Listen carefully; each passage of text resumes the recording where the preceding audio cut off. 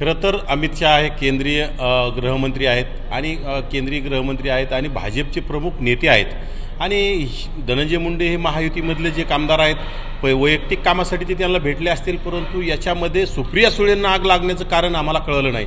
ज्या सुप्रिया सुळे स्वतःचा भाऊ 70,000 कोटीचा घोटाळा करून जर राज्याचा उपमुख्यमंत्री अर्थमंत्री होऊ शकतो, स्वतःचा भाचा 1800 कोटीची जमीन हडप करू शकतो पुण्यामधील, आणि स्वतःच्या वडिलांनी लवासा सिटीमध्ये हजारो कोटीची संपत्ती तिथं भ्रष्टाचार केला आणि ती लवासा सिटी बंद पाडण्याचं काम केलं. त्या शरद पवारांच्या घरावर त्यांनी उपोषणाला बसलं पाहिजे, त्या अजित पवारांच्या घरासमोर उपोषणाला बसलं पाहिजे. आणि खरं तर सुप्रिया सुळेंची सुद्धा वांग्याची शेती ना, किती काय 2-2.5 कोटी रुपयाची ते एका एकरात वांगे निघले होते. सुप्रिया सुळेंना खरं तर लाज वाटली पाहिजे. शरद पवारांची कन्या स्वतःला संसद रत्न म्हणून घ्यायचं आणि ओबीसी नेता असला की इतका जातीवाद. आणि खरं तर आता आम्हाला खरं हे जाणीवपूर्वक कळालं की धनंजय मुंडेची गेल्या काहीतरी 100 दिवसापेक्षा जास्त दिवस मीडिया ट्रायल कोणी केली असेल तर ही फक्त सुप्रिया सुळेंच्या माध्यमातून, सुप्रिया सुळेंनी सगळं हे दिलेलं षडयंत्र सुपारी होती. त्यामध्ये दमनिया असतील, सगळ्या लोकांना धनंजय मुंडेच्या विरोधात बोलायचं. आणि कारण तरी धनंजय मुंडे यांनी त्यांची राष्ट्रवादी सोडली शरद पवारांची, मग यांची एवढी बुडाला आग लागली. मग यांचा भाऊ गेला तर नंतर यांना काय ते भावाला पुन्हा डबल. अरे ते भाच्याचा जर प्रश्न विचारला तर त्या म्हणल्या नाही पार्थ असं करणार नाही.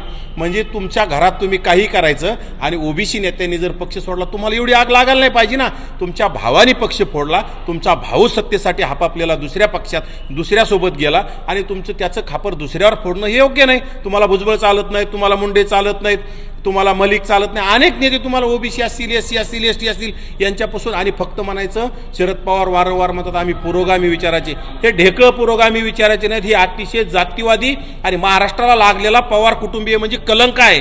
यांना लाजा वाटल्या पाहिजे. हे आजपर्यंत ओबीसीचं मतं घेत आले. माझं ओबीसींना कळकळीचं सांगणं आहे, ह्या बिंडोक आणि जातीवादी लोकांना इथून पुढे बायकॉट करणं गरजेचं आहे. शरद पवारांच्या मुलीला उपोषण करण्याची वेळ येते म्हणजे ही विनाशकाले विपरीत बुद्धी यांचं संपत आलेलं आहे आणि हे संपलेले. खरं तर संतोष देशमुखांच्या प्रकरणात आम्ही वारंवार बोललो किंवा संतोष देशमुखांना न्याय मिळाला पाहिजे. संतोष देशमुखांची जी निर्गुण हत्या झाली त्याला कोणीही माफी करू शकत नाही. अशा लोकांना फासावर लटकवलं पाहिजे. परंतु त्यामध्ये धनंजय मुंडेचा काय संबंध? उठलं की धनंजय मुंडे. आणि खरं तर मला आता क्यू यायला लागली त्या धनंजय देशमुखांच्या वक्तव्याची. कारण की जे धनंजय देशमुख आतापर्यंत मीडियाला बोलताना असं बोलायचे आणि आता असं बोलून धनंजय मुंडेला जर मंत्रिपद दिलं तर 100 वाल्मिक कराड होतील, हा काय प्रश्न आहे?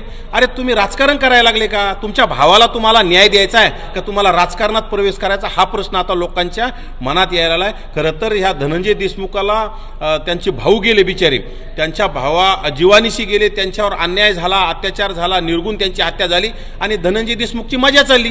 मीडियासमोर यायचं, काही बोलायचं आणि कुठतरी याच्यावर आरोप करायचे, ओबीसी नेत्यांना मलिन करायचं. खरं तर हे बजरंग सोनवणे असतील, प्रकाश सोळंके असतील, पंडित असतील, यांनी कुठतरी यांना स्क्रिप्ट देऊन बोलायला लावायला सुरुवात केली आणि धनंजय देशमुखांना आता राजकारणात येण्याचे डोहाळे लागले, तर त्यांना स्वप्न पडायला लागलेत. झोपीत सुद्धा त्यांना आता त्याच्या भावाच्या हत्येचं त्यांना काय देणं घेणं राहिलेलं नाही. त्यांना फक्त आरोप करून राजकीय महत्वाकांक्षा वाढवण्यासाठी केलेला हा प्रयत्न आहे, बाकी काही नाही.